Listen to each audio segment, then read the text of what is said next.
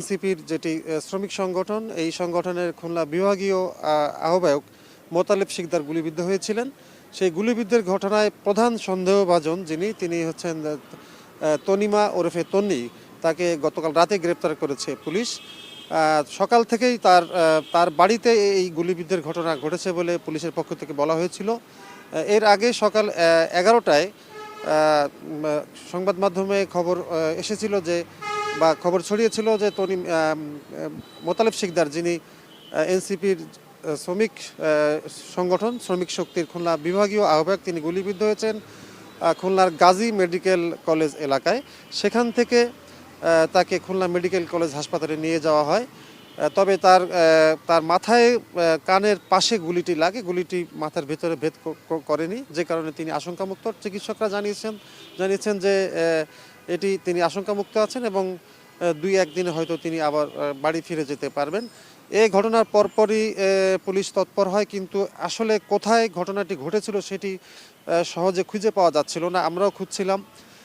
তারপরে পুলিশের পক্ষ থেকেও ব্যাপক তৎপরতা চালানো হয়, কিন্তু এক পর্যায়ে খুঁজে পাওয়া যাচ্ছিল না আসলে কোথায় সঠিক কোন জায়গায় তিনি গুলিবিদ্ধ হয়েছিলেন। পরে সিসিটিভির ফুটেজ থেকে ওই অঞ্চলের যে সিসিটিভি ফুটেজগুলো ছিল সেগুলো পর্যালোচনা করে দেখা যায় যে ওই মসজিদ সরণি যে এলাকাটা সোনারডাঙ্গার, সেই এলাকার আল আকসা মসজিদের পাশের একটি গলিতে একটি বাড়ি থেকে তিনি আহত অবস্থায় নিজে মাথায় হাত দিয়ে হেঁটে বেরিয়ে যাচ্ছিলেন। এই সিসিটিভির এই ফুটেজ থেকেই পরে জানা যায় যে তিনি ওই বাড়িতেই গুলিবিদ্ধ হয়েছেন এবং ওই বাড়িটি হচ্ছে, তো ওই বাড়িতে ভাড়া থাকতেন তনিমাও হচ্ছে জাতীয় যুব শক্তির তিনি যুগ্ম সম্পাদক হিসেবে আমরা দেখেছি যে প্যাডে তার ঘোষণা করা হয়েছিল এই কমিটিটা।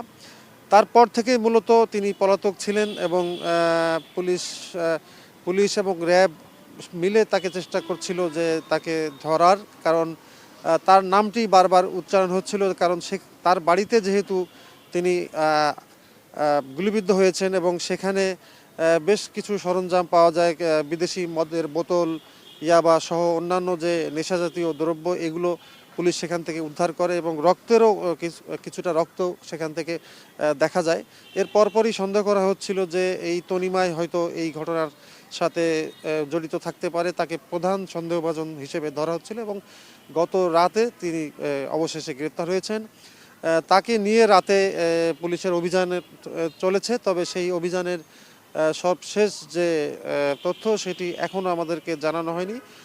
আমরা যোগাযোগ করেছিলাম পুলিশের সাথে, তারা বলেছেন যে খুব শীঘ্রই এটির ব্যাপারে সংবাদ মাধ্যমকে জানানো হবে। এর আগে দর্শক, গতকাল রাতে এই ঘটনায় মোতালেব শিকদারের পরিবার এবং জাতীয় শ্রমিক শক্তি যৌথভাবে একটি খুলনা প্রেস ক্লাবে সংবাদ সম্মেলন করেন এবং তারা সেখানে দাবি করেন যে তদন্ত ছাড়াই পুলিশ সরাসরি বলছে যে তিনি যে একটা জায়গায় গুলিবিদ্ধ হয়েছেন, মানে পুলিশের যে বক্তব্য এই গুলিবিদ্ধর ঘটনা সেটি তারা প্রতিবাদ করেছেন। তদন্ত ছাড়া এটি বলা ঠিক হচ্ছে না বলে তারা দাবি করেছেন। তবে পাশাপাশি এও বলেছেন যদি তদন্তে তারাও দলীয়ভাবে একটি তদন্ত কমিটি গঠন করেছে, তারা সেটি বলেছেন এই তদন্তে যদি দোষী সে হয়, যদি এই ঘটনার সাথে সে জড়িত থাকে ওতপ্রোতভাবে, তাহলে তারা সাংগঠনিক ব্যবস্থা নেবে। তবে তদন্তের আগেই তাকে এভাবে দায়ী করা ঠিক হচ্ছে না বলে পুলিশের প্রতি তারা আহ্বান জানিয়েছে।